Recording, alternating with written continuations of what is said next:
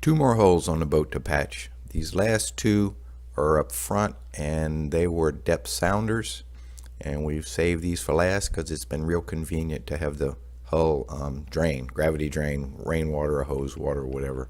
But it's time to patch them. So working through the little hatch under the front bed, I sanded the interior of the hull clean around the two holes. I glued two pieces of fiberglass together with epoxy, and then I glued them onto the hull, and I clamped them with just the weight of a cast iron screw jack. And the best part is getting under the boat and grinding fiberglass over your head and working with epoxy over your head. But I got it sealed up really well. I'm confident on this hole. Should be a non-event when we put it in the water. This is the two holes in the front bottom of the boat, the last two holes. Yesterday I built up the area with lots of layers of a woven fabric. It's probably 6-ounce fabric. I have a hard time with the heavier fabrics underneath the boat trying to wet them out thoroughly, so I just use lots of layers of thinner fabrics. And then I belt sanded this morning around the perimeter, and it's all still a little low, so I'll build up some more layers today until it kind of flushes out. Yesterday we pressure washed the hull, and we discovered, which we pretty much figured, we got lots of little blisters. Now, I'm not a blister phobe, but it would seem silly for me not to address these things while the boat's sitting here in my yard. So I'm gonna knock the tops off all of them. I'm assuming they're dry because the boat's been here almost a year. And fill them with epoxy, and then we'll put some barrier coat and paint the bottom. I just crawled under the boat, the length both sides, and ground out lots of little blisters. And the tool I used was awesome. I used this little Harbor Freight quality belt sander, and it's a cheap thing, Chicago Electric. It was like 48 bucks, and it did every single one of those holes with the same belt. I'm very impressed with this little thing. I can't wait for it to burn up so I can buy a real one, like a Makita or something. I put some 69 on top of the old black bottom paint just to kind of check for compatibility, to make sure it wasn't going to lift it off. And I noticed one more little spot I want to grind out and patch. So I wanted to show how well this little grinder works.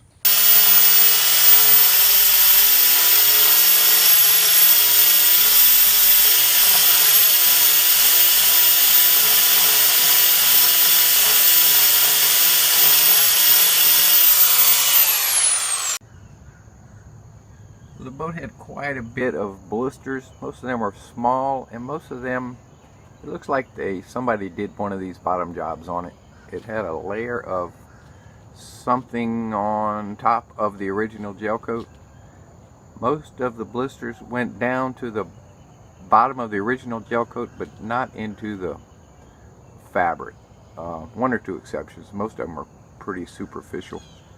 So I ground them out. I primed them with epoxy paint, and I filled them with thickened epoxy, and now I'm going to give them a light sanding, and one or two may need a little more touch up, but that's going to take care of the majority of them.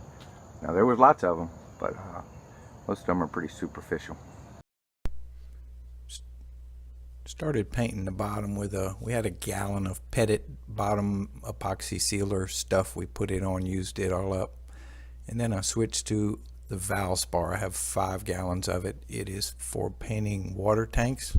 So I figure if it doesn't off-gas anything and it's safe to use in a water tank, it's good to paint the bottom of the boat with. So I put 3 full coats of this epoxy everywhere. I used a 9-inch weenie roller. I call them the little 1-inch diameter rollers that I could hold with one hand.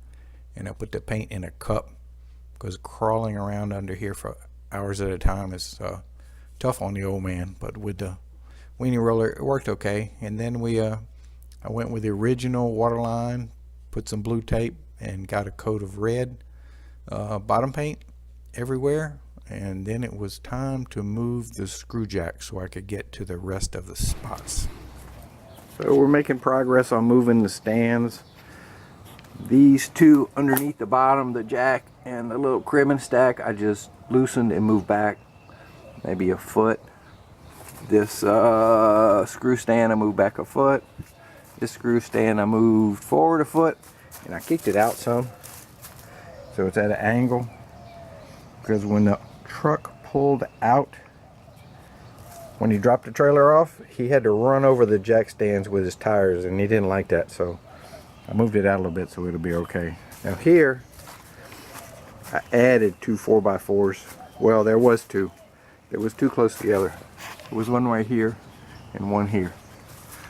So I added one here and one here, and they're wedged up really tight. And I'm going to put diagonal braces on this one. I'm going to put in the opposite diagonal after I get this out the way, because it doesn't have weight on it anymore. And this will replace this diagonal brace back here, and should take care of front to back movement, hopefully. And probably a little better, because these, I got a better angle on the braces. These are further apart. So I'm going to do the same thing on the other side.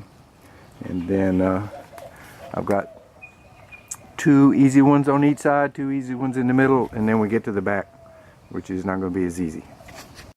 All of the jack stands have been moved. I got some braces on this pair of struts. These have all been moved. The two in the middle, I removed the big giant screw jacks, put smaller jacks, and I've come back here to the back, and I've installed these three screw jacks. This one, that one, and that one.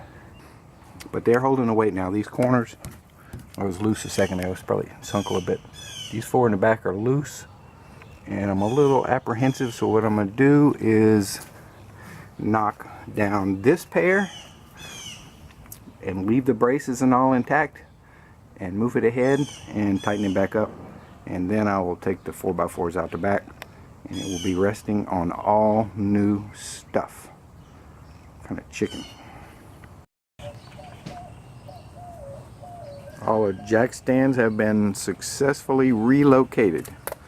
So got onto the boat with the new disc sander and sanded all the spots where the jack stands used to be, and put so far one coat of epoxy primer. I'm gonna put two more coats of epoxy, and then the two coats of bottom paint, and maybe paint the whole bottom again, just because we have enough paint and the can is open, so it'll probably go bad if we don't use it. But this was kind of scary, but we got it jacked up, and nothing moved, nothing creaked, nothing popped. Pretty happy with the whole deal. So where the jack stands used to be, I have my 3 coats of epoxy paint. I'm ready to put 2 coats of bottom paint. I've marked all the spots with blue tape, because once I get a coat of red on there, it's going to be kind of hard to come back when I put the second coat to make sure I don't miss any spots. So I got them all marked with blue tape, getting ready to paint. So I'm calling the bottom complete, 100%. Time for the boot stripe. Thanks for watching.